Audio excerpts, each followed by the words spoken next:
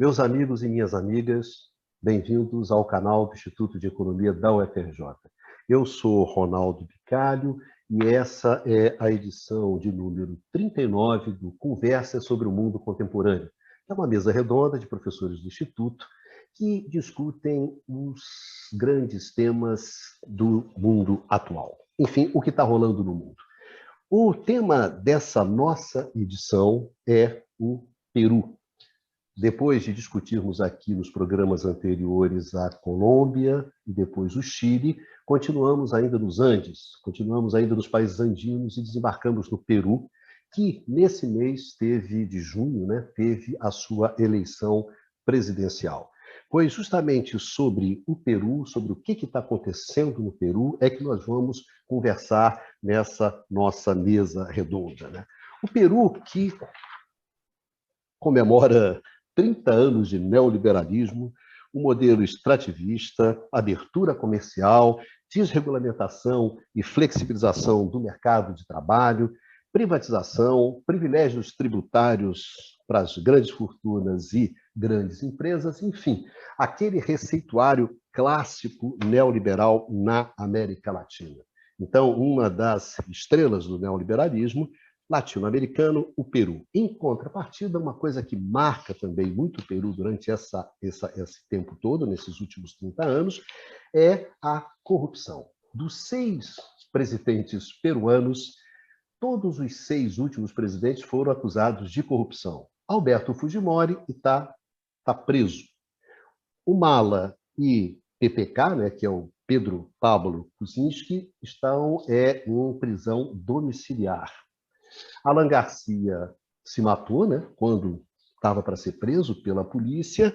O Toledo saiu pagando fiança e se refugiou nos Estados Unidos. E o Vizcarra, o último, foi empichado sob alegação de incapacidade moral. Então, para se ter uma ideia, mais ou menos, de como é que é essa questão da corrupção no Peru. Outra coisa, mesmo a dona Keiko Fujimori, que disputou o segundo turno da eleição peruana com o Pedro Castilho, puxou 15 meses de cana, tá certo? E dona Keiko, na verdade, está em liberdade condicional. Então, isso dá uma ideia do esquema peruano. Pois bem, então, num país caracterizado por essa questão, que era a questão do neoliberalismo, do forte, bastante radical neoliberalismo, junto com processos de corrupção que acompanhavam todos esses 30 anos, desembarca a nossa conhecida Lava Jato, só que a nossa Lava Jato peruana. Bom, mas foi a consequência de você, nesse caldeirão, ter jogado uma operação como a Lava Jato, como nós conhecemos aqui no Brasil. Foi um completo desmonte institucional. A decomposição política, partidária, institucional. Para vocês terem uma ideia, ano passado, o Peru, durante uma semana, teve 3 presidentes durante uma única semana. Então, o que você observou no Peru também foi esse desmonte institucional. Dentro desse contexto, a gente desembarcou nas eleições presidenciais, uma eleição que no primeiro turno você teve uma fragmentação de votos muito grandes, e quem foi para o segundo turno? A dona Keiko Fujimori e o Pedro Castilho. Pedro Castilho, um candidato, dona Keiko, tradicional, fujimorista, pela 3ª vez tentando a eleição presidencial, e o Pedro Castilho, que era, na verdade, e é digamos assim, um candidato improvável, um outsider, um índio, um professor, liderou as greves dos professores de 2017, se tornou uma figura conhecida. Enfim, um homem de esquerda, em termos de costume conservador, mas aquilo que se poderia chamar do Peru profundo. Esses 2 foram para o segundo turno, houve uma radicalização muito grande, e, ao fim e ao cabo, quando se encerraram as apurações, na verdade, o Pedro Castilho ganhou da Keiko Fujimori por 44 mil votos. Isso num colégio eleitoral de 25 milhões de eleitores, dos quais 19 milhões compareceram às urnas. E disso, 44 mil foi a diferença do Pedro Castilho para a Fujimori. Vocês podem achar que 44 mil é pouco, né? Poxa, então foi muito pouco votos.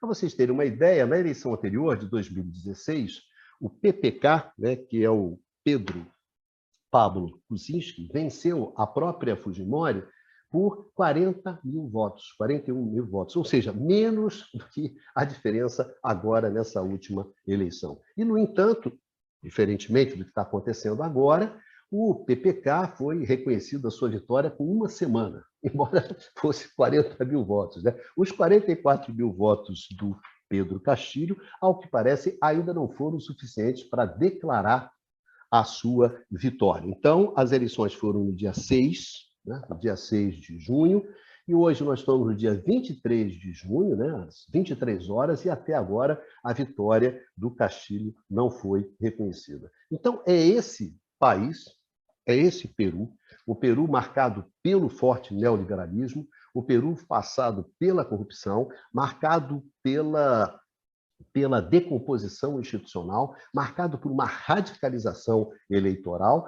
e, nesse exato momento, sem se saber bem para onde é que se vai esse país. Então, é uma experiência super importante que está acontecendo na América Latina e é sobre isso que a gente vai conversar hoje. Vamos conversar com a nossa mesa tradicional. Hoje temos grande Eduardo Costa Pinto. Diga lá, Dudu, tudo tranquilo para mais um? Caramba, baixa, esse já é o 39. Né, para a edição 39 de mais esse nosso debate. Tudo bem, Dudu? Bem-vindo, Dudu. Tudo certinho, tudo tranquilo. Bom, além do Dudu, valoroso Numa Mazati. E aí, Numa, tudo bem? Pronto para mais uma rodada? Beleza. Tudo bom, Vicário? Grande Bastiãozinho, o pai da Joaninha, Eduardo Bastian. E aí, Bastian, tranquilo? Mais um debate? Boa noite, vamos lá. 39, né? Edição 39, mais um debate espinhoso, né? Que é o debate sobre o Peru. Pois bem, além do mais, bom, a ausência marcante do nosso valoroso decano, Luiz Carlos Prado, que conseguiu, alguém um dia vai me explicar, quebrar a perna durante o confinamento. Tá certo? Esse é o nosso valoroso Prado. A gente sempre fala que o Neguinho se contundiu. Não, o Pradinho se contundiu mesmo. Exato. Deve ter tentado uma jogada mais ousada, não é isso, Baixo? Um drible mais, né? E realmente com aquele corpo de bailarina quebrou a perna. Exatamente. Então, o Pradinho, sentindo tremendamente a nossa falta do grande Pradinho, então, que volta, né, para o nosso próximo, mas literalmente, esse está no estaleiro, né, Baixa? Os outros estavam fazendo alguma coisa, mas Pradinho realmente está no estaleiro. Beijão para o Prado, esperando ele aqui no nosso próximo programa, né? Pois bem, senhores, então vamos lá. Antes de falar nada, olha só, depois de todo mundo colocar esses livros todos atrás, entendeu? Recebi várias queixas, então hoje eu trouxe, entendeu? Peguei aqui uma versão do Don Quixote que o meu irmão deu para mim outro dia, muito bonita, tá vendo? Uma edição maravilhosa. Vou botar aqui para falar, ó, também tem o livro, entendeu? Não tem só aqui a planta que a dona Lúcia coloca. Mas vem cá, Bicalho, eu só estou vendo a caixa. Tá. Cadê o livro? Eu estou vendo a caixa. Ah, até a caixa, mas é bonitona, você tira aqui. Não vou fazer merchandising. Não.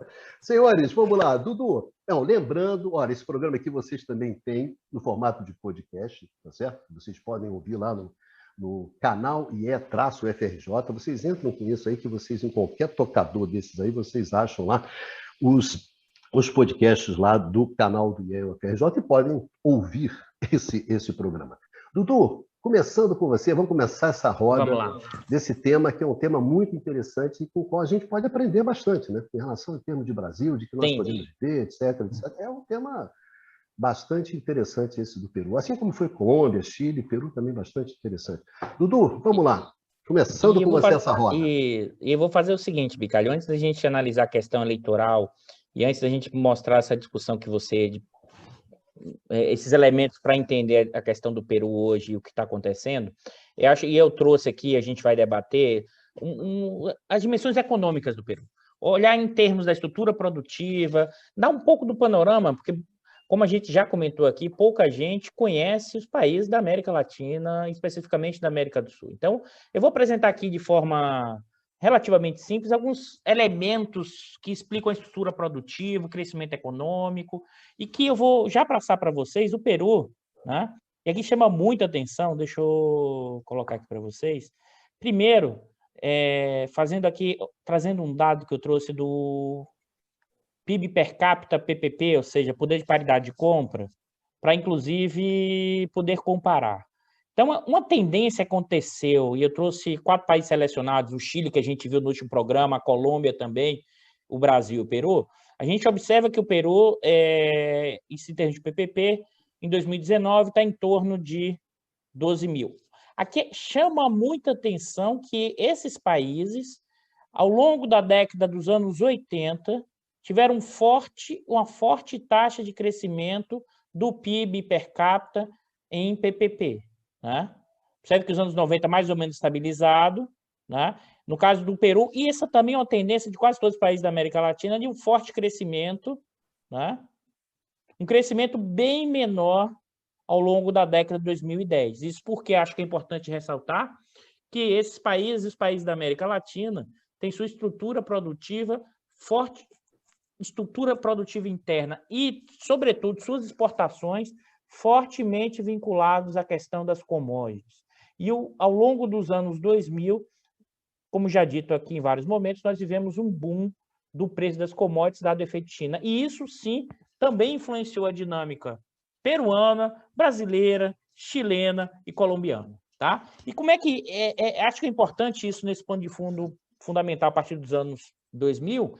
Isso a gente consegue enxergar, inclusive, nas taxas de crescimento ao longo dos anos 2000. Uma consistência muito maior de crescimento, né, ao longo dos anos 2000 do que se observou ao longo dos anos 90. Os anos 90 marcado por forte instabilidade, sobretudo no início dos anos 90, o crescimento mais baixo, picos, enormes quedas, né?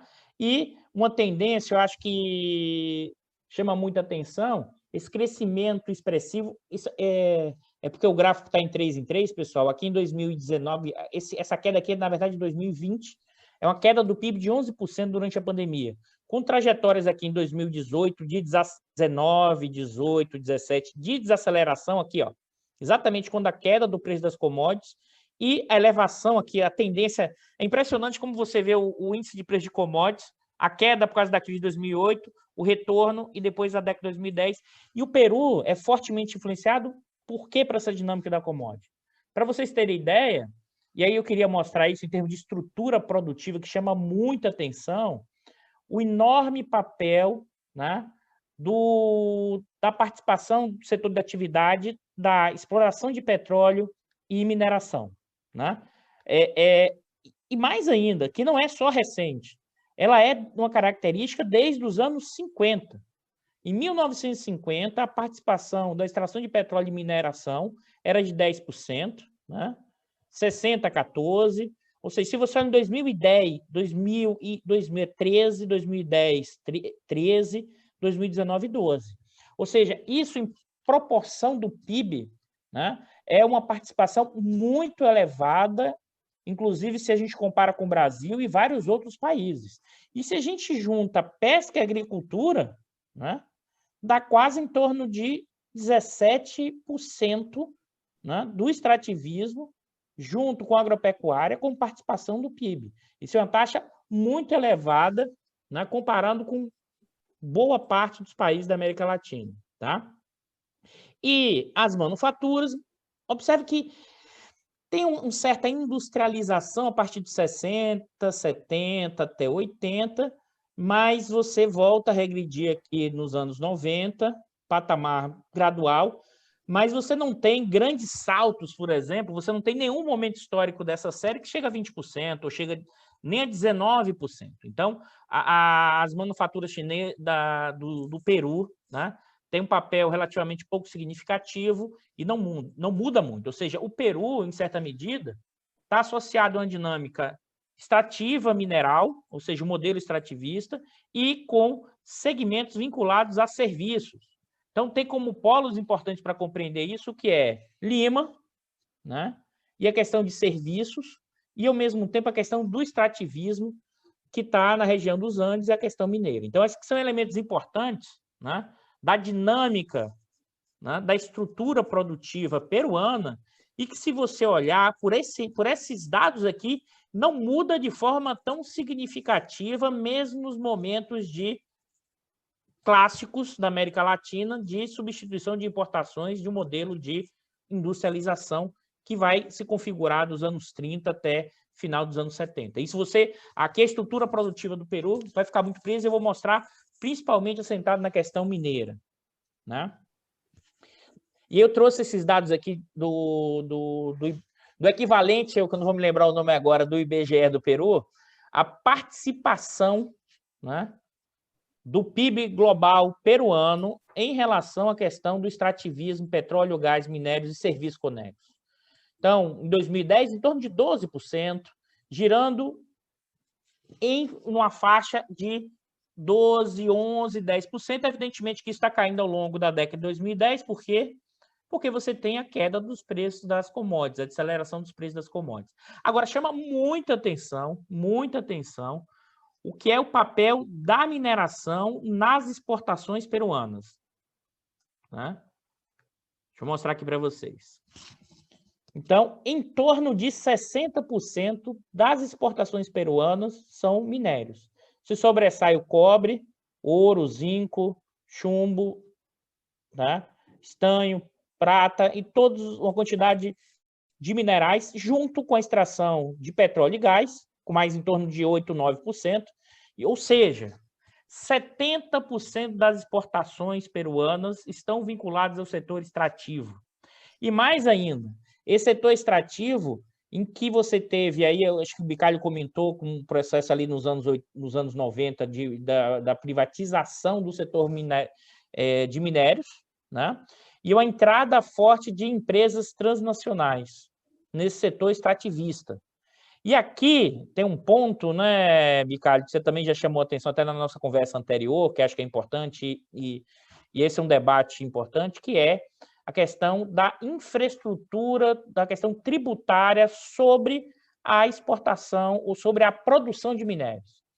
O Fujimori estabeleceu uma lei durante o seu governo em que você isentava, inclusive, de imposto de renda as empresas que se instalassem no Peru até o momento que eles recuperassem o seu investimento. Ou seja, você deu um subsídio, né, para o extrativismo internacional e disse o seguinte: você só vai pagar alguns impostos depois que você recuperar todo o seu investimento. Isso gerou, aqui é importante, isso gerou um tipo de abertura comercial que até gerou crescimento econômico em termos do valor adicionado, porque você aumentou o quê? A exploração de minerais, mas você, em contrapartida, não arrecadou o equivalente para gerar distribuição de renda. E como você tem uma estrutura em que a mineração é pouco intensiva em trabalho, não gerava ganhos nas regiões onde você gerava mineração e sem ganhos tributários. Observe que eu queria chamar a atenção que o Peru foi um dos poucos países que não reverteu nos anos 2000 a questão tributária sobre os minerais. Porque na América do Sul, aquilo que vários autores vão denominar de um novo nacionalismo de recursos naturais, você tem mudanças tributárias, você tem mudanças de nacionalização, que o caso clássico é o da Bolívia, com a nacionalização da produção de gás. Você tem mudanças, inclusive no Brasil, de conteúdo local, né? E algumas mudanças tributárias em termos de royalty, né? E o Peru não fez nenhuma mudança da legislação anterior na geração para arrecadar o maior volume de tributos, para gerar um processo de quê? De transferência de renda maior. Então, acho que esse é um elemento importante para entender, inclusive, sabe, Baixa, no Bicalho, essas regiões, inclusive onde o Pedro, né, teve mais voto, são regiões chamadas, inclusive, dos Andes e da Selva, né, são regiões, inclusive, com forte produção de minerais. São regiões, inclusive, com forte produção de minerais, que geram enorme riqueza no Peru, mas que geram baixíssima capacidade de geração de emprego e renda e salários maiores nessas regiões onde o extrativismo ganha muita força. Então, e aí dando esse panorama de dados, ou seja, eu queria chamar a atenção que mesmo nesse contexto desse extrativismo, nesse contexto de baixa capacidade de transbordamento desse crescimento para as regiões mais pobres e para emprego e renda, aconteceu sim, como a gente já falou aqui, tanto no Chile, como na Colômbia, quanto no Brasil, uma forte redução da situação de pobreza no Peru, né? Você sai de 33% da população em pobreza, né, para 20% em 2019. É evidente, aqui é muito importante olhar esse contraste, né? O que é a região de Lima metropolitana, que a pobreza é 16% da população em 19, cai para 14%, e o que é do resto do país, em termos de 41, e cai para 23, ainda indicadores muito elevados. E se a gente olha, então, para a questão rural, né, a pobreza chega a 40% da população, né? Assim, se a gente pode pensar em um país partido em termos econômicos, em termos de situação de renda, em termos de bem-estar social, o Peru é um país explícito essa dinâmica. E mais ainda, é um país, se você pensar no que a gente, quando vai estudar a questão da América Latina, da CEPAL, é um típico país de enclave, né? E observe, isso também tem uma redução da extrema pobreza, mas a gente está falando em patamares na zona rural de extrema pobreza, ainda 10% da população, tá? É nesse sentido que a gente consegue enxergar, e eu queria fechar, antes de passar para os colegas, esses dados mais gerais, para a gente entender essa dinâmica que a gente está vendo hoje na estrutura produtiva, o que é, por exemplo, a taxa de emprego informal, né? Como o próprio Bicalho alertou lá já no início aí do programa, com a flexibilização das leis trabalhistas durante o governo do Fujimori, né, você tem a informalidade do emprego em torno de 70%. E na área rural, 95%. Né? Ou seja, a área rural não tem nenhum tipo de formalização, nenhum tipo de segurança social. Você está na informalidade. Então, observe que eu queria, para passar o gancho, que assim, eu acho que pouco eu estava comentando com vocês, que eu acho importante pelo menos na minha interpretação, um dos elementos para tentar explicar essa eleição de um candidato não esperado, ao mesmo tempo de um candidato de esquerda, e que está vinculado com essa área rural, com essa área mais pobre, em que essa população votou nessa representação direta. E por que eu estou chamando a atenção? Porque, e aqui, ao longo dos anos 2000 e 2010, a pobreza diminuiu. Ocorreu uma ascensão social, uma melhora. Ascensão social é difícil falar, né? Dado com esses índices enormes, assim, uma melhora das condições básicas de uma parte específica da população. E essa população, com essa melhora, ela passou também a querer ter a sua representação, e ela passou a ter, no mínimo em termos eleitorais, votar em alguém que o representasse. Eu acho que essa é uma chave nova, né? E nessa questão eleitoral, que tem a ver com essa questão da estrutura produtiva, da estrutura social no Peru, e mais ainda, de certos avanços recentes em termos de melhora, redução da pobreza, e que essa população passou a ter uma maior, pelo menos na minha visão, capacidade de colocar as suas representações e interesses mais claros e mais explícitos. Claro que, evidentemente, como o Bicalho contou, e a gente volta a isso depois, no contexto de crise institucional. Acho que esse é um panorama em termos de dados para a gente pensar a estrutura produtiva, a questão mineral como elemento fundamental, e como, antes que o Baixa reclame, e como essa questão das frações internacionais, das grandes empresas transnacionais, e por um lado, e por outro lado, a questão dos serviços em Lima, como frações do capital, dos serviços, do comércio operam e se conectam, né, na sua relação entre as elites, os setores dominantes peruanos e os interesses das empresas transnacionais. E como o Bicalho falou, que na hora H, o pessoal dito ilustrado da cidade, cosmopolita, foi aonde? Foi no voto com a Keiko, com a extrema-direita. Acho que é isso para passar, que eu falei até muito, era para falar um pouco menos, passar a bola, mas passo aí adiante a discussão para a gente depois voltar em outro bloco, essas provocações que eu fiz aqui. Muito mais apresentando dados. Valeu, Dudu. Bastianzinho, Numa, qual dos dois se habilita? Vai lá, Numa. Gostei, gostei. Essa Te coragem escolhi, característica te do nosso Vai que companheiro é Maia. tua, Numa. Te dando a oportunidade de brilhar. Então, depois dessa intervenção bastante completa do meu camarada Costa Pinto,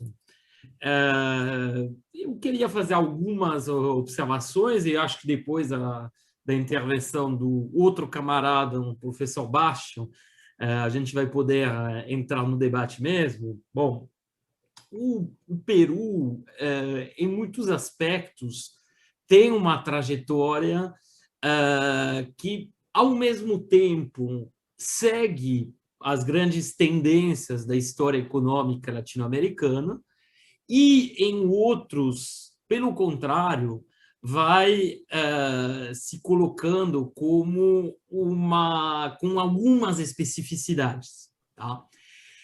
Nesse sentido, só voltando um pouco atrás na história, o Peru assim chegou até entre meados da década de 60 e meados da década de 70, particularmente no governo do general Velasco Alvarado, entre 68 e 75, um período mais desenvolvimentista, mas que já durou muito menos do que em outros países latino-americanos.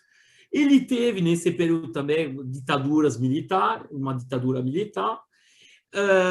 A entrada das ideias, assim, dos princípios neoliberais, das reformas liberais no Peru, precede o que vai acontecer em muitos outros países. Podemos dizer, nesse sentido, que Peru e Bolívia são precursores da onda neoliberal, no sentido em que já no governo do Barão de Terry, entre 80 e 85, temos já as primeiras reformas liberalizantes, no sentido do início da privatização, da abertura comercial. Bom, isso, inclusive, vai ser, em certos aspectos, assim, continuado pelo próprio Alan Garcia, que supostamente assim tinha sido eleito em 85 para reverter um pouco esse quadro e praticar políticas econômicas mais distributivas, mais orientadas para assim, as classes mais baixas da sociedade, socioeconômicas mais baixas da sociedade. Porém, o que a gente vê e que esse movimento não para na primeira presidência do Alan Garcia, e, pelo contrário, vai ser muito aprofundado durante a presidência do Fujimori.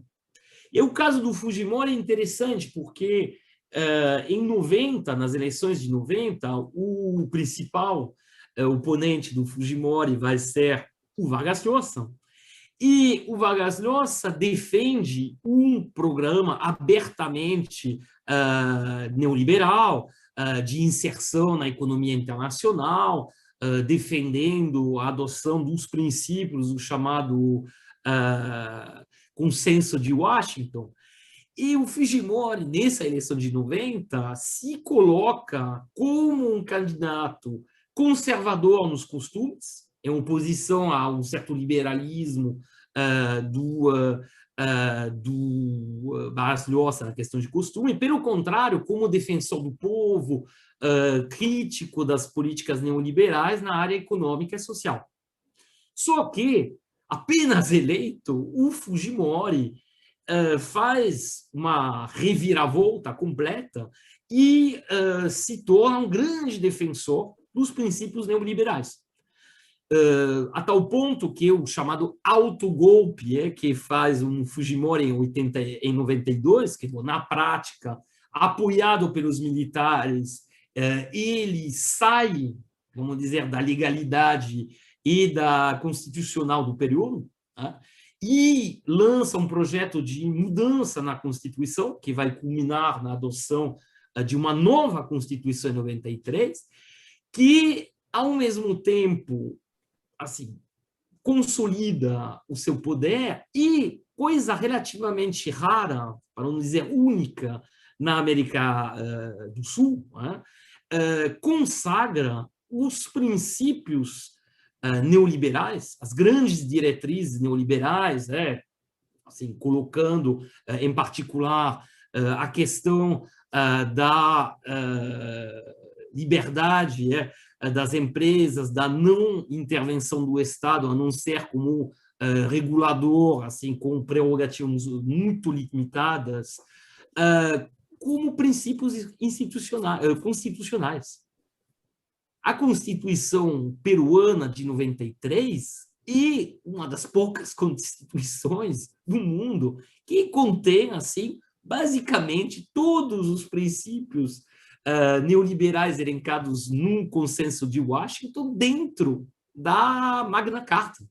Isso é, bom, é bastante surpreendente e, na verdade, bom, o projeto do Fujimori, bom, vai acabar esbarrando em 2000 em problemas de corrupção, que vão a escândalos, que vão explodir, e vão fazer com que, mesmo reeleito, ele vai acabar tendo que sair. Bom, o Bicalho já relembrou esses fatos, mas o que é interessante é que o Peru, apesar, assim, desse episódio, que coincidiu com essa década de 2000, que foi uma década onde teve a chamada onda, assim, de esquerda da América Latina, na América do Sul, na verdade, que alguns autores chamam de pintar, né? O Peru, na verdade, não entrou nisso. Se você olhar a eleição de candidatos que supostamente teriam um programa assim, mais, vamos dizer, marcado à esquerda, como foi, como em particular foi o caso do, como se chama? Do Alan Garcia primeiro, entre 2006 e 2011, depois do Ollanta Humala, os dois supostamente defenderiam programas assim mais marcados à esquerda. Só que, na prática, não fizeram isso.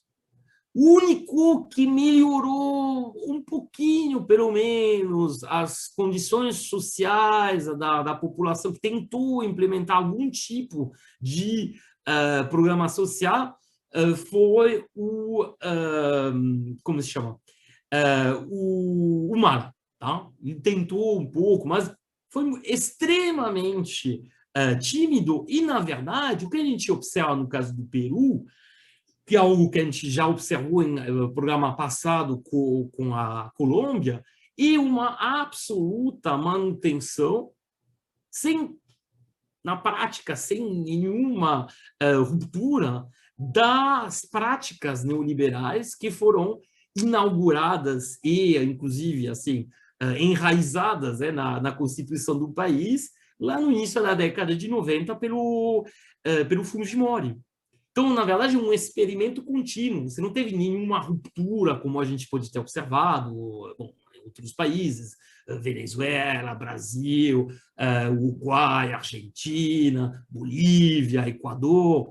Não vi isso no caso do Peru. Outra, e aí, o que a gente observa, o que a gente tem observado também no caso do Chile, é que se teve realmente um certo nível de crescimento econômico, como foi ilustrado pelo Eduardo Costa Pinto, que não beneficiou assim tanto a população pobre, mas, apesar de tudo, permitiu alguma redução da grande pobreza, porém preservando grandes disparidades na distribuição de renda, que seja a distribuição funcional da renda, ou, e isso é muito interessante, isso foi também apontado pelo Eduardo Costa Pinto, também na questão regional. Você tem dois Perus.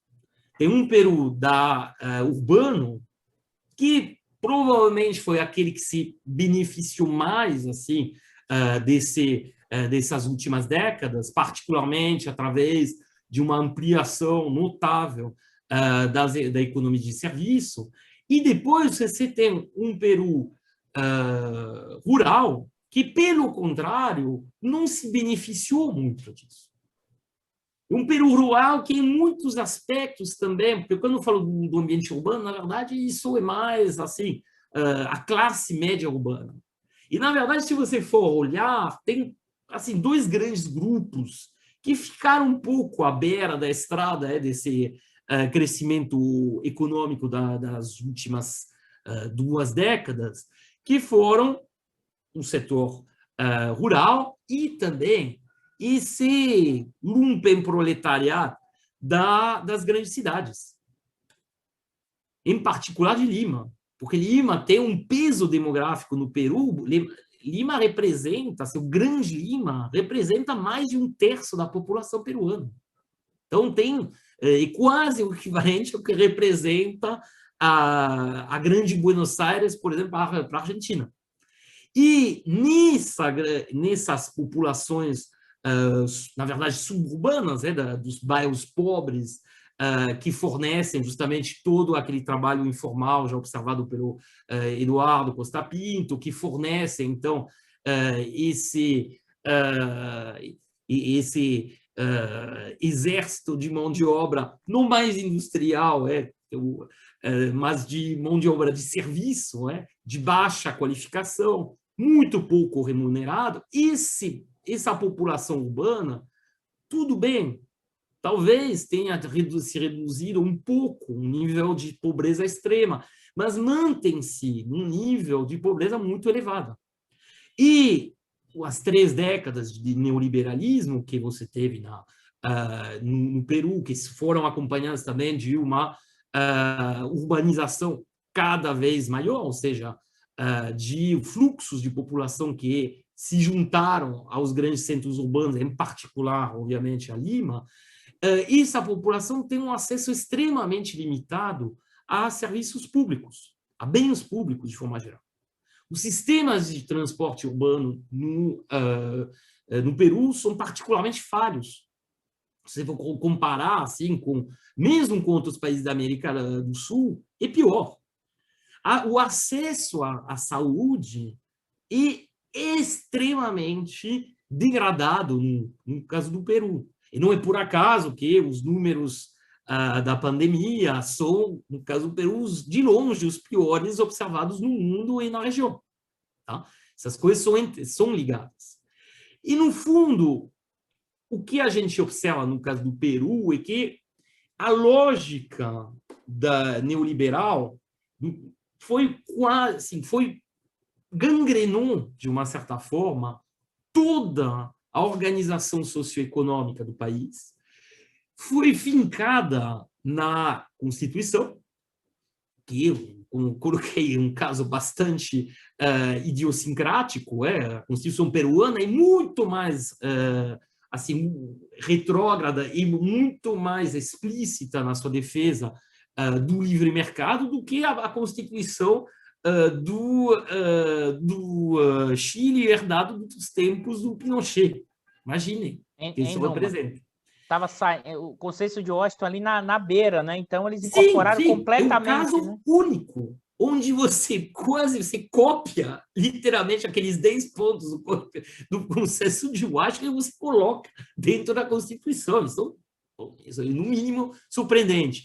E um ponto que eu acho uma observação, assim, uma provocação que eu vou fazer para meu camarada Bastian, que adora ser provocado, e o seguinte: o Peru, apesar de ter ostentado, particularmente nas últimas 2 décadas, taxas de crescimento acima da média regional, e muito acima do que a gente observou, por exemplo, no caso do Brasil, ou seja, de ter tido esse sucesso a priori do ponto de vista macroeconômico, e aí o Eduardo vai detalhar um pouco as características dos mix macroeconômico que caracteriza o Peru.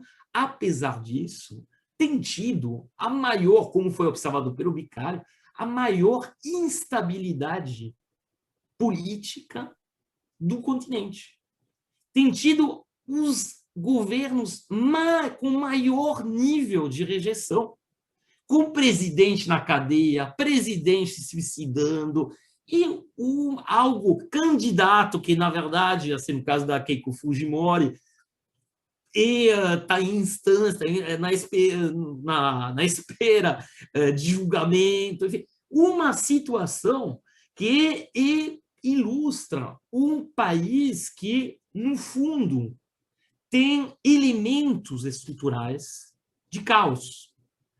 E a gente, bom, foi brevemente mencionado, mas não esqueçamos que a guerra civil no Peru fez quase 80 mil mortos, particularmente através da atuação do Sendero Luminoso. Sendero Luminoso, que inicialmente começa lá na década de 50 como um movimento rural e que vai ganhar no final dos anos 70 pela falta, e aí a gente reencontra a mesma coisa que na Colômbia, um espaço político onde a esquerda e propostas assim mais distributivas, propostas também ligadas a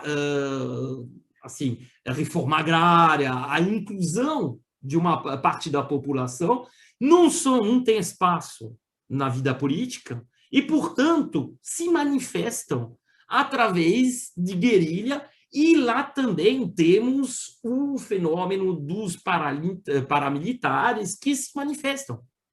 Temos 80 mil mortos, temos um movimento que ganha os espaços urbanos, e não é por acaso que aqueles dois grupos, onde inicialmente, pelo menos, o Sendero Luminoso encontrou maior apoio, que são os espaços rurais, aqueles trabalhadores rurais, microproprietários que muitas vezes são expulsos, são vítimas dos grandes proprietários, de um lado, e aqueles explorados, aquele lumpen proletário urbano do outro, eram, inicialmente, pelo menos, grandes pontos de apoio do Sendero Luminoso. E quando a gente olha essa última eleição, essa eleição que acabou de acontecer, o Castillo, quais são os dois grupos que apoiam o Castillo? Justamente esses. São esses... Oi.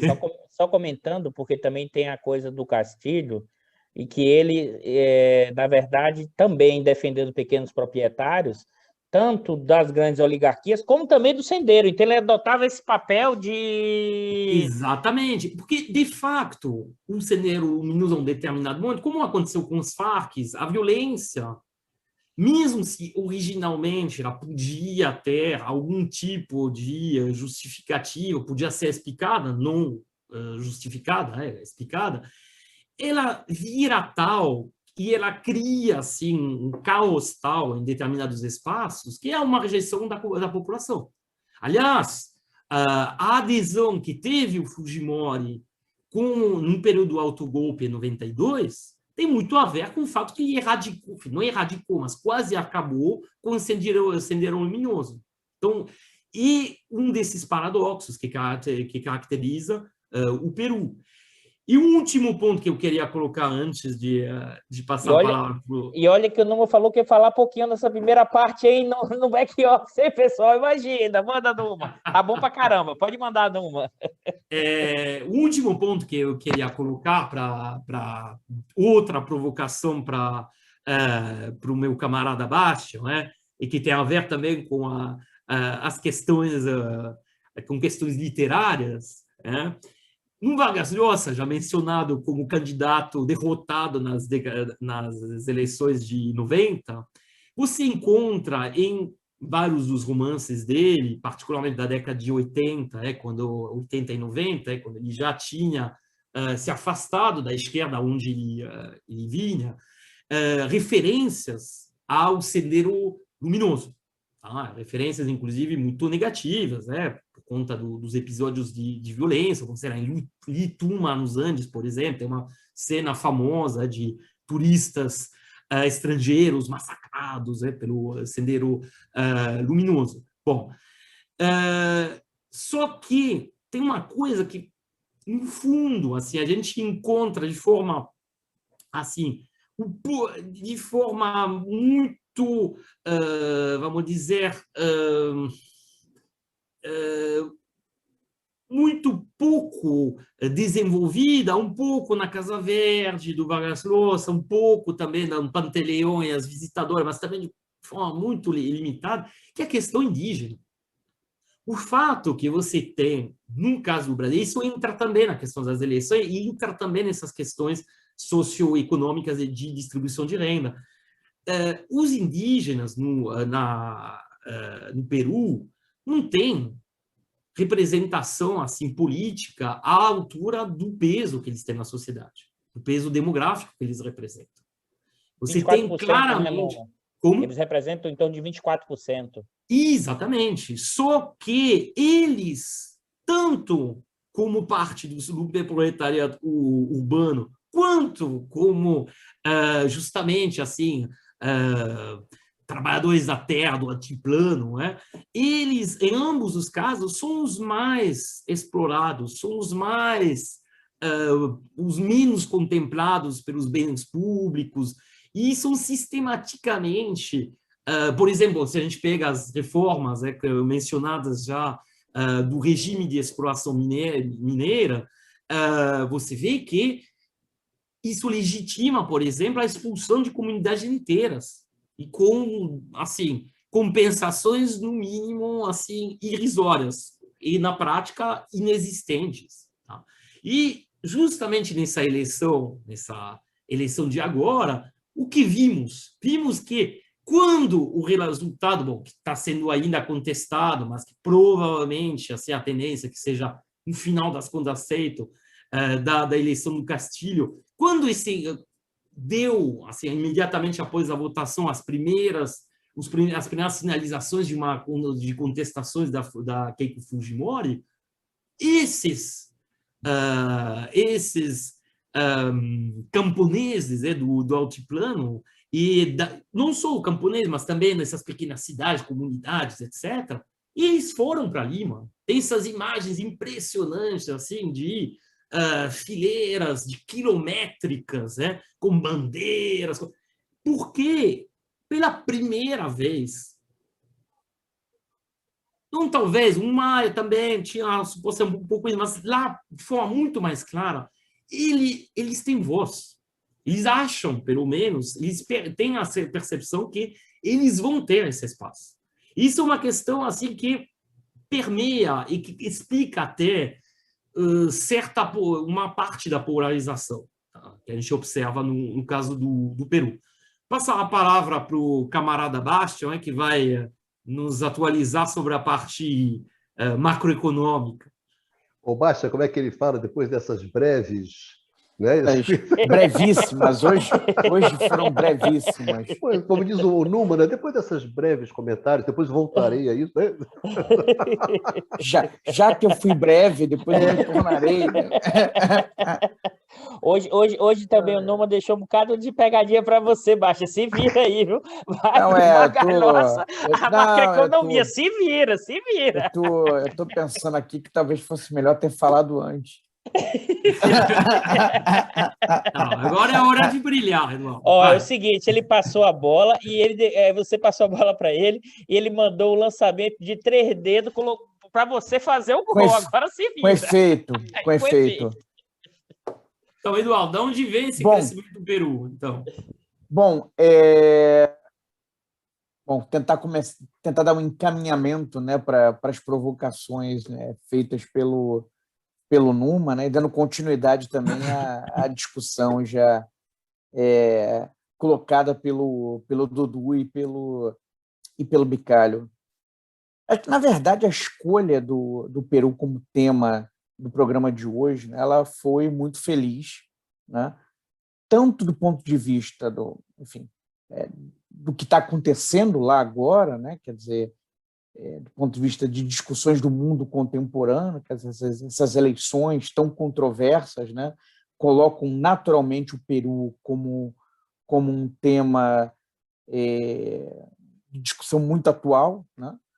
Mas, adicionalmente, né, do ponto de vista aqui do nosso programa, pela sequência, né, de países da América Andina, tá? Colômbia, Chile e agora o Peru. E por quê? Né? Por um aspecto também que aí me cabe falar, né, aqui no programa de hoje, que é o fato de que esses 3 países são apontados, né, pelos mercados internacionais, por organismos internacionais, como os exemplos, né, a serem seguidos. Né? Curiosamente, justamente, Colômbia, Chile e Peru são apresentados como os países que têm uma gestão macroeconômica exemplar. Né? O Peru, né, assim como Colômbia e Chile, também como o Brasil, adota um regime de metas de inflação, adota esse regime, passou a adotar depois do Brasil, na realidade, no começo dos 2000. Lá é um regime muito rigoroso, com uma meta muito baixa, extremamente baixa de inflação, de 2%, tá, hoje em dia, com um intervalo também pequeno de 1% para mais ou para menos. Tá? E onde regras, né, um país onde regras de austeridade fiscal são um elemento importante, né, e eles procuram seguir à risca. Tá? Então, eu acho que um elemento muito importante a destacar é esse descolamento que existe entre essa imagem e esse julgamento de organismos internacionais, dos mercados financeiros O Baixa congelou, pessoal. Acho que o Baixa caiu. internacionais O e a camarada realidade Bastian concreta congelou. do Baixa, país. um momento. Do ponto de vista... Dá, Não, Baixa, eu tô ouvindo vocês.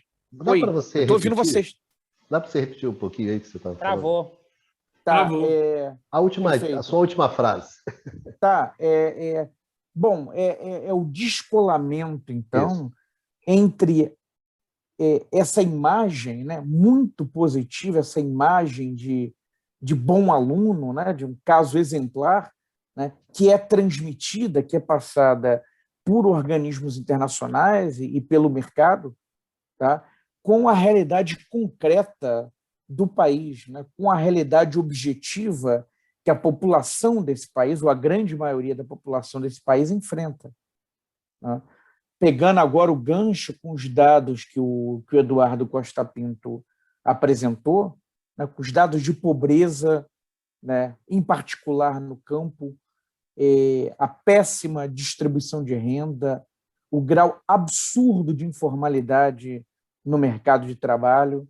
Tá? Então, a questão, né, que se coloca, e acho que aqui eu estou até me repetindo em relação por exemplo, a nossa discussão na Colômbia, né? Quer dizer, faz algum sentido, né, enxergar esse país com essas características como um país exemplar?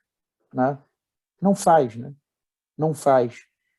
E aí, na realidade, aqui pegando a ponte com Numa, né, quer dizer, existe uma dívida social enorme. Né? Existe uma dívida social enorme. E agora, talvez tenham encontrado nesse candidato, no Castilho, uma representação efetiva, em particular o pessoal do campo. E aí, bom, não é de estranhar também a resistência que está ocorrendo, né, em relação à vitória dele. Como foi Bicalho que chamou atenção para a diferença lá do Kuczynski, que foi, inclusive, menor do que a que o Castilho teve em relação a Keiko, né, nessa eleição. E, bom, já temos aqui um espaço de tempo considerável desde as eleições e a vitória dele ainda não foi reconhecida. Então, é uma situação que se coloca, então, desse choque, né? De um choque pesado entre esses 2 Perus, né? Enfim, e acho que, ao final, terão que se render à vitória do Castilho, mas é uma situação de tensão e que acho que expõe, né, essas fissuras e contradições peruanas. Obrigado, Bastian. Tem uma coisa interessante que eu queria levantar com vocês, diz respeito ao seguinte: você tem uma situação no Peru onde você tem, né, um modelo neoliberal dos últimos 30 anos. Esse modelo vem vindo, né, se desenvolvendo. Por outro lado, você tem a questão da corrupção, sempre rolando, de uma maneira ou de outra ali. Aí, dentro desse contexto, você coloca a Lava Jato. Eu acho interessante isso, né, Dudu? A gente que conversa muito sobre essa questão no Brasil, né, sobre a Lava Jato como um mecanismo de destruição institucional, né, de desestabilização institucional, que a gente brinca, né, de balançar o barco e, a partir dali, você ter poder econômico, poder político, a partir daquela balançada, na verdade, a partir da ameaça às instituições. Só que você coloca isso dentro do Peru. Né? Você coloca isso no Peru. No Peru você não tem um governo de esquerda, não é isso? No Peru você tem alguma coisa ali. Então, eu acho que os caras levaram a Lava Jato, né? A Lava Jato chegou a ser até, um certo momento, a Lava Jato peruana, né? Como estava o Odebrecht presente, era uma sucursal de Curitiba, não é isso? Lima era uma sucursal de Curitiba. E o que você acontece? Você começa a ter o esfacelamento das instituições, né? Você pega, já eram por um frágeis, lado... né, Bicalho? Hein? Que já eram frágeis, né? Frágeis. Então você tem, por um lado, você pega o Alan Garcia, como, né, o Numa chamou a atenção, né, que era um cara mais à esquerda. Por outro lado, você pega a Fujimori também, a Keiko, não é isso? Então você começa a utilizar aquilo como um instrumento, né, dentro do jogo da disputa de poder econômico e política. Os caras começaram a usar aquilo. Então você começa a ir fragilizando, né, fragilizando o tecido partidário, o tecido político, você desmonta o sistema político, né, e você chega, então, à situação que você chegou. Né? Então eu achei interessante, Dudu, essa questão, né? Os caras não sabiam bem o que eles estavam colocando para dentro de casa, entendeu? Que foi a questão da Lava Jato, da Odebrecht, né? O próprio, quer dizer, você acertou o Alan Garcia, acertou a Keiko Fujimori, e você acertou, que também era questão da coisa, Odebrecht, e acertou o presidente que era o Kozinski, não é isso? Que era o PPK também, você acertou os caras. Então teve uma capacidade de destruição assim que é uma coisa muito significativa. Então isso eu achei uma coisa interessante. Uma outra coisa que é clarérrimo é o seguinte, é a partir do momento onde você define o segundo turno, a elite, a mídia, todo o poder econômico, todo mundo vai para Fujimori, para Keiko. Eu acho que quem melhor representou isso foi o Vargas Llosa, porque o Vargas Llosa ele tinha um conflito, né, aberto com o Fujimori há 30 anos. Há 30 anos. Foi quem o derrotou, né? Vargas Llosa foi candidato à presidência e perdeu para o Fujimori. Isso, e depois foi perseguido, né? Teve que se exilar, acho que em Madrid, etc. Quer dizer, teve um conflito, as famílias, né? Que é bem típico latino-americano, né? Tinham um conflito. Mas, no entanto, agora, no segundo turno, quer dizer, o filho do Fujimori estava presente no encerramento da campanha da Keiko. O Fujimori deu o apoio, certo? Diante da ameaça da venezuelização, de transformar o Peru numa Venezuela, mas o Fujimori só representou esse movimento. Todo o poder econômico, a mídia, o comportamento da mídia faz você sentir assim, saudades da mídia brasileira, que é uma coisa inacreditável. Eu ficava acompanhando as eleições, vendo o El Comércio, né? Se você entra na página do El Comércio do Peru, não tem nada. Hoje, dia 23, não tem o nome do Pedro Castillo. É inacreditável, não tem o nome do Pedro Castillo. Parece que estão esperando montar um golpe, né, Bicalho? Parece que estão querendo dar tempo para estruturar um golpe. Para se estruturar uma solução que não seja o Pedro Castillo, sem contar aquelas coisas tradicionais, né? Se ele indicar o ministro da Economia, o presidente do Banco Central, tá certo? Que é de confiança, então a gente deixa ele assumir. Assim, escrito, assim, uma carta aos peruanos, não é isso, o Bastianzinho? Até que eu estava comentando. Não, só para terminar uma coisa, curtozinho, rápidazinho, para você ter uma ideia, né? Você, inclusive, por exemplo, você teve demissão de jornalistas. Demissão de jornalistas, por exemplo, da TV América TV, né? Você teve 10 jornalistas demitidos 8 de junho, 2 dias depois da eleição, porque os caras não aceitaram aquele... Caramba, o cara ganhou, não dá para... Você está me entendendo? Para sentir o grau da pressão que você tem em torno daquilo. Ou seja, diante... Tá certo? Porque uma coisa é você reconhecer 40 mil votos de vantagem do PPK, que é economista, branco, banqueiro, neoliberal.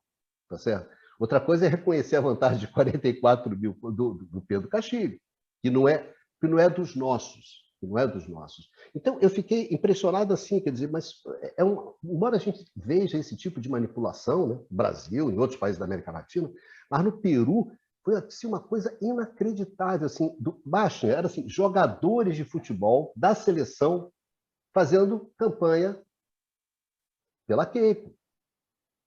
Tá certo? Foi muito jogo contra o Pedro Castilho, foi muito pesado. Então, para ele ganhar, meu amigo, para ele ter ganho, você vê o grau, né, Dudu, de bronca que a galera tinha com o andar de cima, como o Dudu gosta com o andar de cima peruano. Então, eu achei interessante. E para só terminar, uma última provocação, que é o papel da esquerda peruana, representada lá pela Verônica Mendonça, não é isso? Acho que é a Verônica Mendonça. Que era quem, na verdade, estava cotado ali por vir pela esquerda, etc., etc. Que, segundo algumas interpretações, Dudu, fez aquele tradicional movimento, vou para o centro para ver se eu, né, aumento as minhas possibilidades. E perdeu. E perdeu, porque a galera não estava afim de conversa. O pessoal está procurando um centro que não existe mais na América Latina, nem no mundo, quanto mais na América Latina. E para botar uma última, a pandemia, né? Um desastre. Desastre. Você vê o Peru, né? Mortos por milhões, o Peru está aqui em cima, rapidinho, só para mostrar para vocês aqui, fazer aqui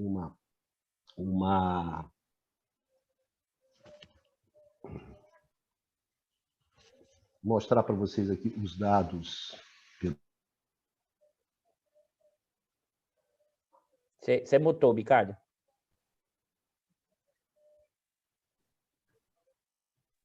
Desculpe. Esses aqui são os dados. Foi? Foi e desapareceu. Vamos lá. Então esse aqui, deixa eu ver. Eu atualizo aqui. Era só para mostrar que os dados... Bom, isso aqui não vou perder meu tempo. Foi. Quem quiser beijar, beija aqui no vídeo. É o seguinte, se você pega as mortes, né, por milhões de habitantes, o Peru ficou no pico, né? O Peru foi ultrapassado pelo Brasil e pela Argentina nos últimos dias agora, tá certo? Anteontem, etc., o Peru foi ultrapassado. Antes, na cabeça dava o Peru. Então, o combate à pandemia, Bastian, foi uma coisa assim catastrófica, que inclusive, Bastian, envolveu corrupção na hora da aplicação da vacina. Esquemas assim de você beneficiar, mas um negócio assim do arco da velha, com direito a escândalo, etc., de ministro se vacinando, o presidente se vacinando, a família, um negócio assim do outro mundo. Quer dizer, um exercício de privilégio assim, absurdo. Sendo que teve uma situação, que se eu me lembro dessa situação, que eu me lembro de ter acompanhado isso, que foi, acho que a senhora que era a ministra, né, da Saúde, Dudu, sabe aquela coisa do capitão é o último a sair do navio? Eu vou ser vacinada por último, só depois que todo mundo se vacinar? E a senhora não foi lá e se vacinou antes? Entendeu? Isso é para vocês terem uma ideia do desarranjo institucional que você observava no Peru. Então, essas são leves provocações, né? Da esquerda que breves. Essa lá hoje eu também tive direito à minha brevidade, né, Márcia? Olha, o Pradino está aqui, hein? Pradino tá aqui. Olha, mas na contabilidade do Numa, para falar breves, só depois de 10, 15 minutos falando. São breves comentários que depois, né, eu vou aprofundar isso. Mas eu achei esses pontos que são pontos interessantes, certo? Desde a da esquerda, que perdeu o seu lugar ali na competição, A elite que foi com a direita barra pesada, que ela tinha dificuldade de fazer, atuação da mídia, da imprensa, uma coisa assim tenebrosa, um negócio muito maroto, entendeu? Então, esses são pontos que eu achei do Peru. Agora, esse é o traço do continente, né? Esse jogo é muito pesado, né? O jogo é muito pesado e, enfim, acho que uma coisa que até o Dudu costuma falar, concessões pequenas são vistas como, muitas vezes, inadmissíveis, né? Abusos. Sim, sim. E outra coisa, Dudu, que a Lava Jato, esses esquemas Lava Jato... É isso que eu queria comentar da Lava Jato. É para profissa, não é para qualquer um, não, sabe? E porque, na verdade, são as instituições mesmo, não é brincadeira, não. O braço que chega no Peru é exatamente a partir da delação da Odebrecht. E aí, na verdade, o pessoal começou, daqui da Lava Jato, começou a remeter isso para procuradores via Estados Unidos, para os procuradores do Peru. Isso porque você teve ali, inclusive, construção de infraestrutura, no movimento que a gente fez, no caso brasileiro, de avanço de algumas empresas transnacionais brasileiras, e a Odebrecht, e algumas outras empresas também que entraram especificamente na construção de rodovias e também de infraestrutura, né? E me parece que aí o que aconteceu lá, porque acho que é importante ressaltar isso. Como aqui, muita gente achou no jogo da Lava Jato que poderia se apropriar desses interesses e derrubar o seu inimigo. Esse que é o embrião da instabilidade. Porque quando chega a Lava Jato, e até aconteceu isso um pouco no Peru, achou que era uma articulação com determinados inimigos do presidente de plantão. Lá também, em parte, aconteceu isso. E aí você começa a estimular o mecanismo, achando que vai derrubar o inimigo e depois parar o mecanismo. Numa sociedade que já tinha uma institucionalidade relativamente frágil, e por quê? Aqui eu queria chamar a atenção. A relação entre profunda desigualdade social, dois mundos partidos e a ideia de você criar o quê? Instituições. Em sociedades altamente partidas, divididas, com uma profunda desigualdade social, né? Você vai criando uma institucionalidade que é frágil, é o inverso. Normalmente o pessoal inverte a causalidade. Diz que nossos problemas são as instituições que não são fortes e isso você tem desigualdade. Não, é o contrário. É a profunda desigualdade que vai estruturando instituições altamente frágeis. Por quê? Aí eu vou evocar o Chico de Oliveira, que ele está falando do Brasil, mas dá para falar da América Latina. Que, na verdade, as elites utilizam um jeitão para mudar as regras, se for o caso, a força, ou seja, jogar para fora, participar de golpes, não aceitar vitórias eleitorais para manter o seu status quo e para manter o seu profundo grau de exploração. E acho que, nesse sentido, a Lava Jato, enquanto mecanismo, que, sim, não tenho dúvida nenhuma, como instrumento de geração de instabilidade na região. Agora, vamos lá, acho que aqui tem uma coisa que acho importante destacar, Bicalho. O mecanismo e a lógica da guerra híbrida, jogada a partir de informações, você joga a instabilidade, e os Estados Unidos, ou quem jogou, não fica controlando o movimento.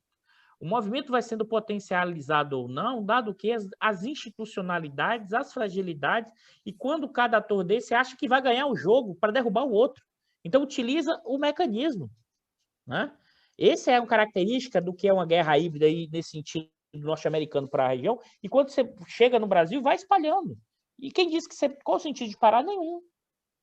Né? Uhum. A fragilidade dos países da região gera fragmentação.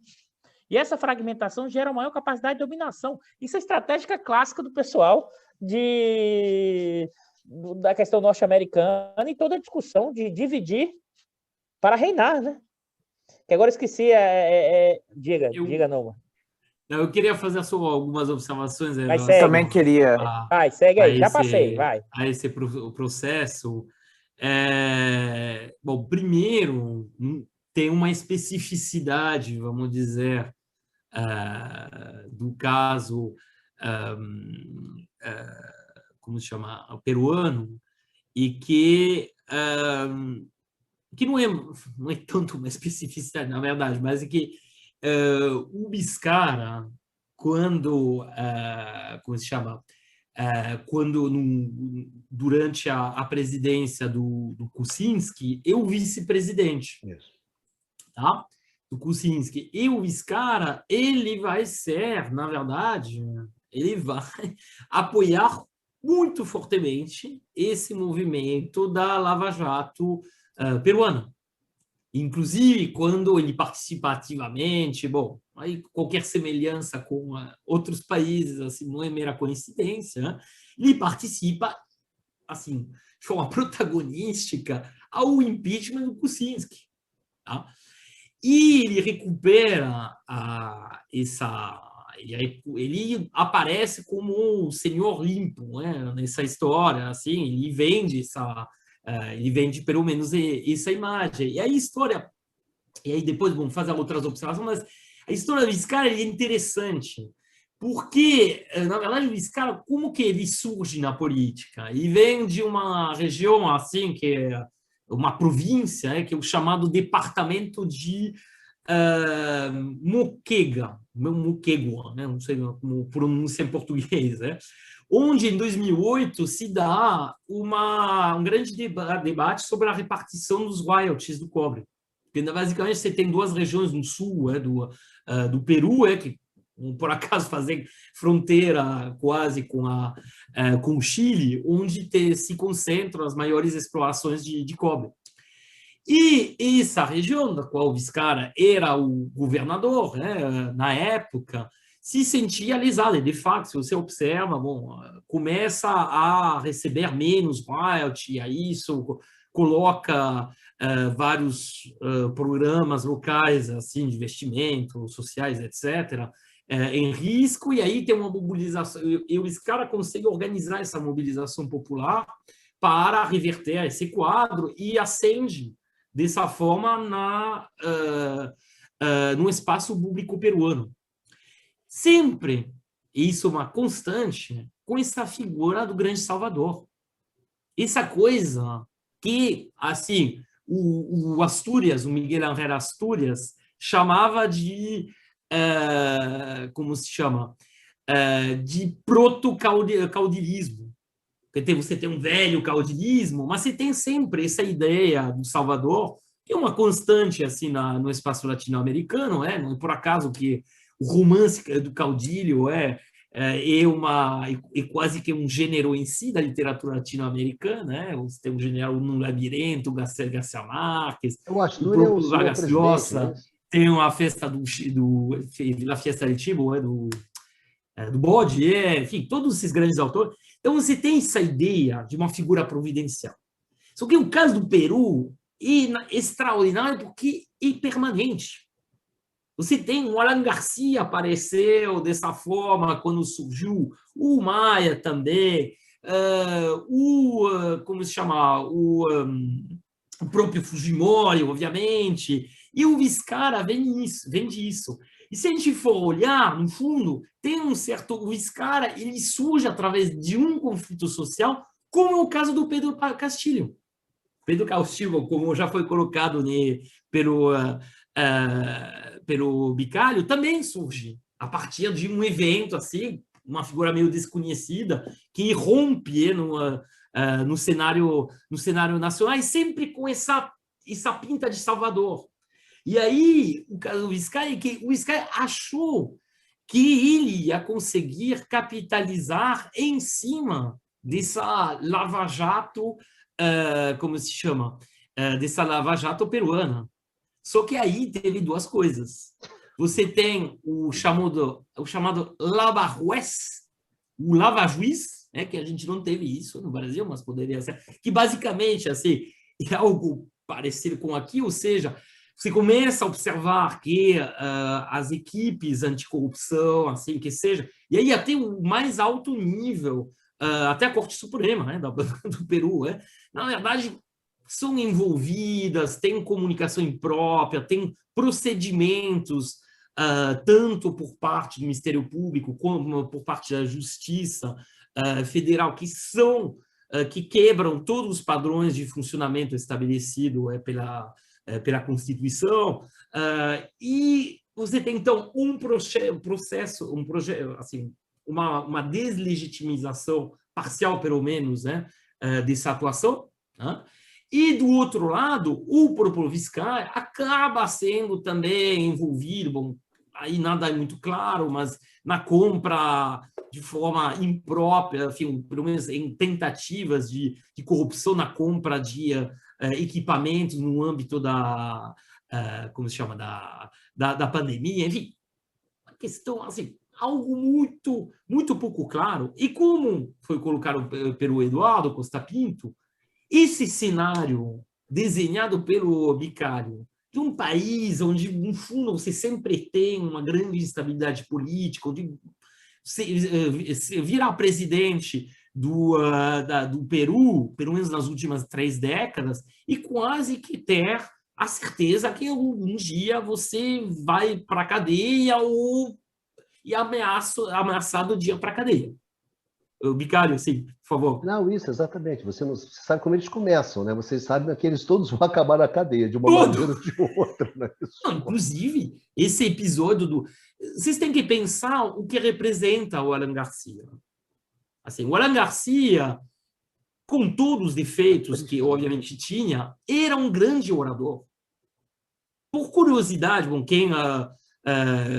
assim, quem consegue acompanhar em espanhol, tem que escutar um discurso do Garcia. Ele tinha, assim, uma aura, assim, uma capacidade, assim, de captivar o público que fazia dele um político que, bom, cuja popularidade oscilou, mas que era considerado como uma espécie, assim, de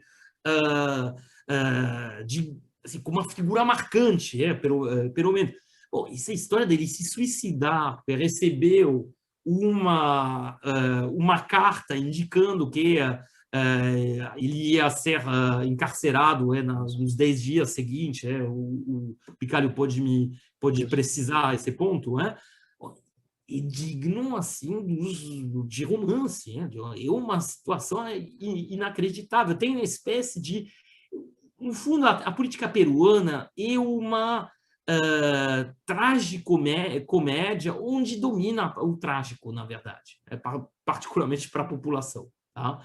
Então, eu acho que esses elementos, no fundo, eles remetem, obviamente, a uma realidade, é uma espécie de... O Peru é uma versão exacerbada de muitas coisas que a gente observa na América Latina, como foi colocado por meus camaradas, e, nesse sentido, é muito interessante. É muito interessante porque é um caos que vai, assim, avançando sem que você possa dizer que existe algum, assim... saída, né, Numa? Como? Tivesse alguma saída possível. Isso, exatamente. Porque, por exemplo, a gente já falou do México. O México, em muitos aspectos, a questão de segurança é bastante caótico, obviamente. Você tem, inclusive, um monopólio da violência, que é, em parte, abandonado a organizações criminosas ou proto-criminosas. Bom, algo que a gente observa também no Peru é porque a cultura da coca lá, infelizmente, ocupa também uma parte não negligenciável da produção agrícola, no espaço rural, só que você nem tem, assim, o papel organizador que pode ter os Estados Unidos, no caso do México. México, assim, não é um completo caos, como parece que está ficando cada vez mais o Peru. Tá? Porque, no fundo, como colocou o Eduardo, uma espécie de uma caixa de Pandora permanente, assim, fica aberta no Peru há mais de 3 décadas, e nada indica que ela será fechada, nada indica. Bom, e eu acho que a eleição agora do, como se chama? Do Castilho, pode representar uma ruptura, mas é muito difícil saber se o Castilho vai conseguir fazer o que o Evo Morales, por exemplo, conseguiu fazer na Bolívia. Sim. O caminho que ele poderia seguir seria esse. Acho que você trouxe um ponto fundamental, Numa. Esse é um ponto central. Aí o Eduardo queria fazer, o Eduardo Baixa queria fazer algumas observações. Só um pequeno comentário antes do Baixa, pequeno mesmo, Baixa. Em 2013, foram encontrados 100 quilos de cocaína na casa do Kenji Fujimori, que é o irmão da Keiko. E só sobre esse comentário seu sobre droga. Mas não era tráfico de droga, era para consumo pessoal. 100 quilos? Eu tô brincando. Garoto cheiro, hein? Porra, né? E a defesa é que em geral usa nesse caso. Que nariz, né? Que nariz. Baixazinho, posso pedir uma coisa para vocês? Olha só. Para encerrar, né? A gente fazer considerações gente, olha finais. só, a gente começou esse programa... Que é combinado... Combinamos entre nós, ó, hoje 1 hora só, Pradinho não tá, não é isso? Então, 1 hora, tranquilo, já cabe 40 minutos, já tá certo. Baixazinho, já que estamos aqui com 1 hora e tanto, né? Eu ia pedir para você colocar as suas questões e aproveitar as suas considerações finais. Esse tema aqui, gente, não é brincadeira, né, gente? É inesgotável, né? Na verdade, um país super interessante, uma situação que, pô, essas coisas vão puxando, a gente vai... É por isso que essa conversa rende, né, gente? Se não tiver um âncora, isso aqui vai 2, 3 horas. Mas vocês sabem que tem um podcast legal... Até o âncora joga de golinha, né? Isso, vai atrapalhar. Mas tem um podcast legal que chama-se Xadrez Verbal, lá da Central 3, que é sobre relações internacionais. O Matias Pinto, o pessoal... Poxa, a rapaziada faz um podcast de 5 horas, cara. Todo mundo fala tempo, né? Às vezes olha assim, meu Deus, é um podcast quinzenal, né? Mas que interessante, bastante interessante, lá do Xadrez Verbal, da rapaziada. Mas, pô, 5 horas. Aqui também, cara. Hoje eu entendo isso. Se deixar, esse negócio faz 3 horas aqui. Comprado, então, 3 horas, 4 horas, tranquilo. Baixazinho, beijão, suas considerações finais. Vou falar e depois vou sair, que eu tenho que acordar cedo amanhã. O Baixa não tem jeito, ele vai falar você vai ficar até o final hoje. Não pode. Isso.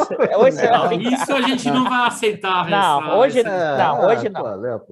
Eu não estou pedindo autorização, estou comunicando. Vou fazer que nem a Carol, e se for embora, não precisa voltar. Ela nunca me falou isso, até agora. Até agora.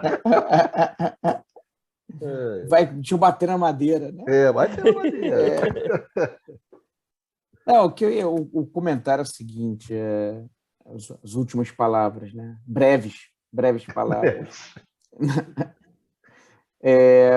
Bom, não, a corrupção, né, é um problema endêmico no Peru. Né? O quadro relatado, né, de todos os últimos 5, 6 presidentes, de alguma maneira terem sido condenados, né, e passaram tempo na cadeia ou perto disso, né, demonstra um quadro realmente dramático, né, nesse tocante. Agora, o que eu queria chamar a atenção é que, bom, e obviamente que a corrupção é totalmente condenável, né? Ninguém defende isso. Agora, é o caráter desorganizador, né, dessas grandes investigações, né, desses grandes processos anticorrupção, né? E aí a ponte que eu estou fazendo, que eu estava escutando vocês falando, eu me dei conta uma coisa, mais ou menos por agora, esse ano, no ano que vem, serão, né, 30 anos da famosa Operação Mãos Limpas, né, na Itália. Né? Nós falamos sobre a Itália alguns meses atrás, inclusive a Operação Mãos Limpas, que para o ex-juiz Sérgio Moro, né, era um grande fã da Operação Mãos Limpas. E, bom, aqui a gente está falando, né, não é do Peru, não é do Brasil, é um país que, com todos os seus problemas, é um país menos estável do que a Alemanha ou França, mas, enfim, um país de primeiro mundo da Europa Ocidental. Né? E a Operação Mãos Limpas implodiu o sistema político italiano e, na verdade, a coisa nunca se recuperou.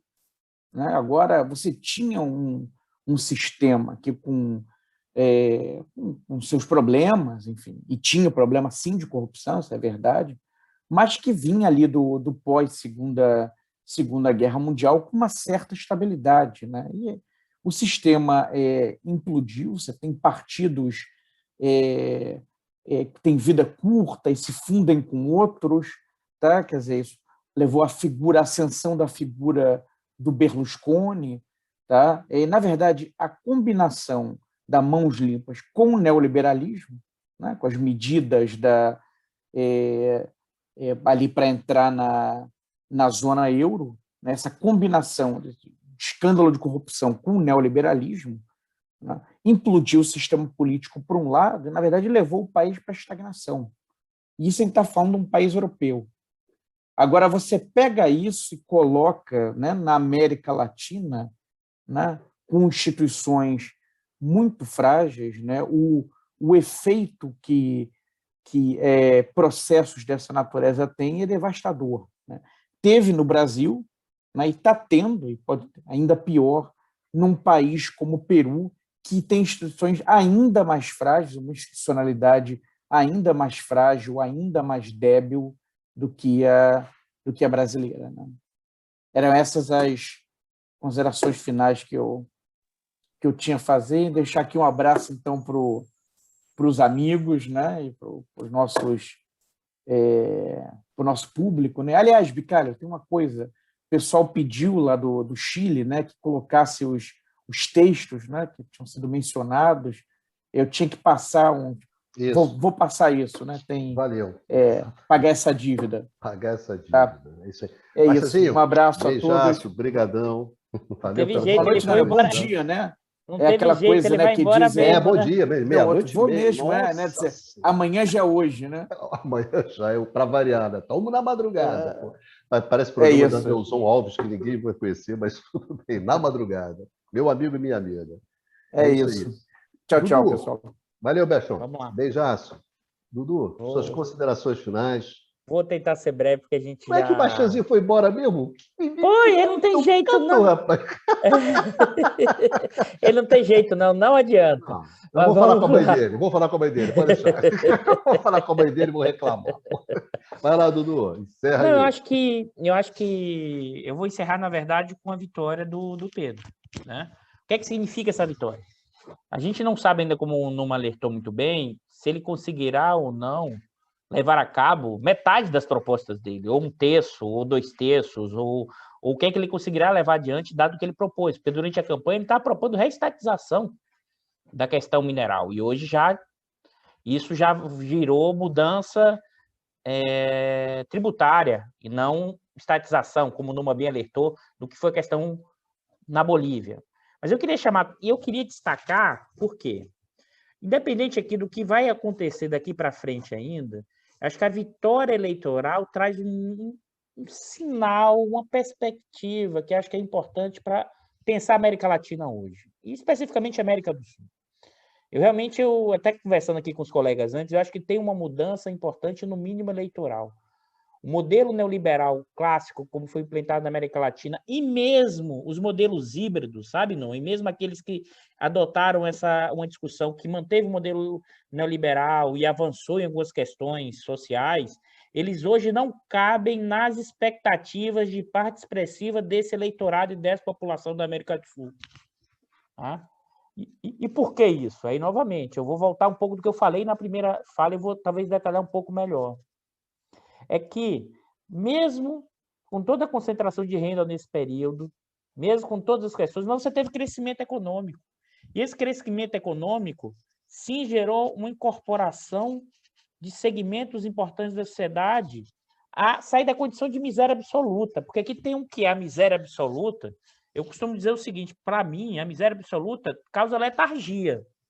A miséria extrema causa letargia. E não luta e não força de transformação. Como você teve aqui um soluço, que é muito pouco, dada a profunda desigualdade peruana, né? Mas esse soluço cria condições de representatividade. Ou seja, a chamada classe média tradicional, que ele chamou hoje de centro, que é uma maluquice isso, que, na verdade, o que é esse centro que esse pessoal está buscando? Que, como essa candidata de esquerda que o Bicalho ressaltou, não conseguiu angariar votos porque ela foi mais para o centro. Esse centro é uma ideia do chamado uma classe média tradicional dos grandes centros urbanos latino-americanos, que representa uma fatia de não chega a 10%, 15% da população.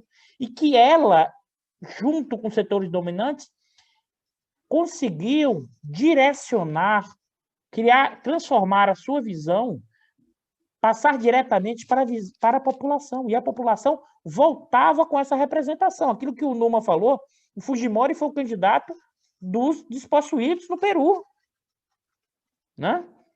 Como, em certa medida, o Collor foi dos despossuídos, dos descamisados no Brasil, de nada a ver com a representação e com suas conexões. E a gente tem observado movimentos, ou quer seja, como a gente viu no Chile, que é da mudança constitucional, ou do que a gente está vendo agora, do que é uma votação da população das regiões mais pobres, votando no candidato que tem uma plataforma de representá-los e contra os interesses mais estruturais. Não tem como fazer aquela conciliação que alguns movimentos se viu no caso latino-americano, porque, no mínimo, eleitoralmente, você não tem mais voto. No mínimo, eleitoralmente, você não tem mais voto. Porque ficou mais explícito ainda a profunda sociedade partida latino-americana e essa população que conseguiu ascender um pouquinho, mas a outra, do topo, subiu muito mais. Mas essa subidinha aqui gerou a perspectiva de que eu quero mais, eu quero a minha representação, eu quero também fazer parte dessa sociedade, me tornar um cidadão dessa sociedade, eu quero também me sentir um representado e um representante dentro da estrutura peruana desses 20%, 24% que são indígenas e que não estão representados. Eu acho que aqui tem eu costumo dizer isso, tem uma mexida de placa tectônica do que é mesmo que seja corporação pequena, sabe, no Mibicalho que está nos assistindo, mas isso gera um horizonte enorme, porque a miséria extrema gera letargia. E esse primeiro soluço, e as pessoas vão querer em perspectiva. Acho que esse é um cenário importante, e aí o quanto o Pedro vai conseguir avançar, aí é muito mais agora o desejo do que ter capacidade de avaliar nesse cenário de profunda incerteza, nesse cenário em que os setores dominantes peruanos são um retrato dos setores dominantes da América do Sul e da América Latina e que não consideram o povo como pertencente à mesma espécie do que eles são. Consideram como seres de segunda, terceira ou quarta classe e basta ver, preferiram se aliar com a extrema-direita peruana do que se aliar com quem? Com um camponês pobre, professor de escola secundária, né, que caminhava 15 horas para dar aula em escola secundária, não, pessoal, escola primária, no interior, caminhando 15 quilômetros para conseguir dar aula para a população mais pobre. Então, esse cidadão, ele é o quê? Um perigo comunista, ele é... A questão social na América Latina é uma questão de polícia e assim que opera os setores dominantes, e o Peru é a expressão muito clara desse processo e que necessitará lutas longas em um momento de incerteza do que está por vir. Dudu, o Pedro é um homem que mora numa casa de chão, né, de terra batida, né? Para você ver, um homem extremamente simples. Obrigado, Dudu. Beijaço. Valeu pela sua contribuição. Grande Numa Mazati. Vai lá, Numa. Dá o seu encerramento. Bom, tampouco me avançaria numa tentativa de futurologia, né, em relação ao que vai acontecer, mas o que eu acho que a gente tentou fazer hoje é mostrar, ao mesmo tempo, as idiosincrasias do caso peruano e como ele se insere, obviamente, no contexto latino-americano, em particular sul-americano, onde a gente tende a observar assim, fenômenos bastante parecidos, né? Tanto do ponto de vista econômico, quanto social ou político. E tem um elemento que caracteriza a economia peruana, que, na verdade, se reflete justamente nessas questões sociais e políticas, que é a existência de uma característica identificada lá atrás pelos autores fundadores do estruturalismo latino-americano, que é a existência de uma profunda heterogeneidade estrutural no Peru. Ou seja, você tem a coexistência na economia peruana, como foi apontado lá no início do programa Peru Eduardo, quando ele fez a análise setorial, né, da economia, de setores modernos que correspondem assim ao setor exportador, o setor mineiro exportador, o setor agrário exportador, né? Tanto na produção vamos dizer, de produtos agrícolas, quanto na produção também de produtos agrícolas transformados, de bens da indústria agroalimentar, e depois com também um setor de serviço moderno, e ao lado disso você tem esse subemprego, esse desemprego disfarçado, essa oferta ilimitada de mão de obra, já identificado pelo Arthur Lewis em 54, característica dos países em desenvolvimento, desses países, que corresponde a uma parte significativa do setor agrícola, onde você tem uma intensidade de capital muito limitada, você não teve modernização, você tem uma produção ainda muito tradicional, com uma população rural muito pobre. Você tem muito desemprego também disfarçado, muita gente a ser empregados em atividades de pouquíssima produtividade, em atividades que, em última instância, nem deveriam existir no espaço urbano. Então, tem muito emprego doméstico, por exemplo. Isso também aparece retratado bem assim, por exemplo, nas obras literárias do próprio Vargas Llosa, que foi referido, pelo menos na fase onde ele era mais progressista, até a década de 70, e não mudou. Não mudou. Assim, você não teve assim, uma diminuição significativa do emprego doméstico.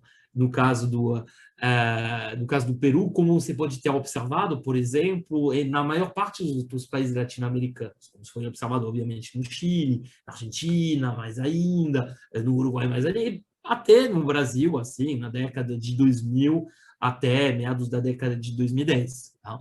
Então, no caso, o que a gente vê na economia a economia peruana, e uma economia onde você tem essa coexistência de setores atrasados, que seja na agricultura como nos serviços, com alguns setores modernos, uma espécie assim de economia de enclave vinculada à extração mineira e ao complexo agrário exportador, a existência também assim de uma fortíssima, vamos dizer, tendência, de um fortíssimo compromisso com acordos de integração comercial com os países centrais. Então, o Peru participou, por exemplo, era um dos principais protagonistas entre os países andinos dos acordos chamados acordos transpacíficos, que foram carregados durante a presidência do Obama, ou que foram meio interrompidos pela presidência do Trump, mas que, ao que tudo indica, podem ser retomados com o Biden, que são acordos de livre comércio. Então, o Peru tem claramente essa tendência integracionista, que é defendida, obviamente, por um amplo espectro do mundo político. E temos que ver justamente o que vai acontecer com o Castillo.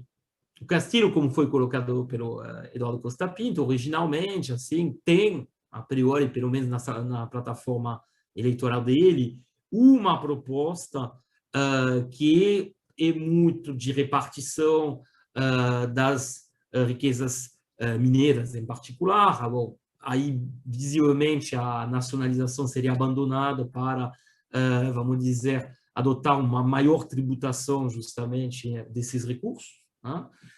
Então, temos que ver o que vai acontecer. Não sei o quanto assim isso vai se materializar por programas sociais, programas de distribuição de renda, programas também de fornecimento de bens públicos através de infraestrutura, de transporte, de um melhor acesso, o acesso pelo menos de maior qualidade, né, a serviços de educação, serviços de saúde, que são fundamentais ainda mais nesse contexto de pandemia. Então, vamos ver o que vai acontecer. No fundo, o que a gente poderia imaginar é que o Peru, em certo aspecto, deveria seguir, como já coloquei, a via boliviana. Mas isso acontecerá? Não sabemos. Veremos. Obrigado, Numa.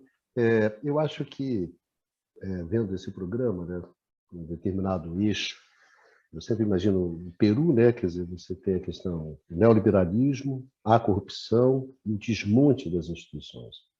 Eu acho que nesse momento, Numa, quer dizer, o Peru tem diante de si escolhas, né? A sociedade peruana tem escolhas a serem feitas, né? Uma escolha é você seguir nesse desmanche. Você seguir nesse desmanche das instituições, na fragilização das instituições, o que levará a conflitos, fragmentações, processos bastante preocupantes. Uma outra alternativa é você fazer uma recentralização, né, Dudu? Uma recentralização autoritária, o que também teria impactos bastante significativos no Peru. Que a Keiko chegou a cogitar isso. Exatamente. Então, de você fazer uma recentralização de poder e você reconfigurar uma institucionalidade, né, antidemocrática, autoritária, excludente. Essa é uma escolha que você pode fazer. E outra, sim, isso é o fujimorismo, né? Na verdade. A volta daquele fujimorismo, né? Mais radical, né? A terceira etapa, né, do Fujimori. E, finalmente, eu acho que tem a proposta do Pedro, que é uma proposta... Bom, a proposta ele passa um pouco sobre a proposta chilena, que é a questão de uma Assembleia Nacional Constituinte, né? A ideia de você fazer uma reconfiguração, uma refundação de uma institucionalidade mais democrática, popular, né, soberana. Então, eu acho que o Peru está diante dessas escolhas, né? E que diz respeito também de quais serão os caminhos que a democracia vai seguir na América Latina. Mas, Dudu, acho que o Peru não é o único para o qual serão colocadas essas escolhas na América Latina, né? A gente não pode falar, que nem o coitado do Peru, né? Que nem a velha piada do sapo que é convidado para a festa do céu, onde não pode entrar bicho de boca grande, né? Então o sapão fala, coitado do jacaré, né? Tá certo. Então é mais ou menos isso que a gente vai fazer com o Peru. Não, o Peru não está tão distante da gente, né? E as escolhas peruanas não estão tão distantes das nossas escolhas, das escolhas colombianas, né? Como a gente viu, das escolhas do Chile, das escolhas da América Latina. Cada vez fica mais difícil você compatibilizar um sistema econômico, um capitalismo acelerado 4.0 com a democracia. Pelo menos aqui abaixo do Equador, essa questão é uma questão que está sendo colocada. Então, no mínimo que a gente espera é que a vontade do povo peruano seja respeitada, né? Aquela vontade que foi expressa nas urnas seja respeitada. A democracia não só abaixo do Equador, também já dando sinais de esgotamento acima da linha do Equador, dado esse capitalismo 4.0 também no centro. Que é a grande discussão desses conversas, né? Esse conversa sobre o mundo contemporâneo só conversa sobre esses tempos de capitalismo turbinado e de desigualdades geradoras de conflitos, né, políticos, econômicos bastante acentuados. Senhores, um beijão para todos, um enorme abraço, um agradecimento aos nossos amigos, às nossas amigas, né, que nos acompanham aqui nessa. Manda o pessoal, quem ficou até agora, Bicalho, marcar o sininho, marcar o sininho. É isso aí, né? Dê o like, etc. Quem aguentou ficar até o final, tem que ser essa altura. Do cara, né? Tem que ouvir isso. É isso aí. Um beijão para todos, um beijão para todas. E a gente se encontra aqui no canal do Instituto de Economia da UFJ, nos conversas, né? Nesse nosso programa, que é o Conversa sobre o Mundo Contemporâneo. Quer dizer, um beijão a todos, se cuidem e vida que segue.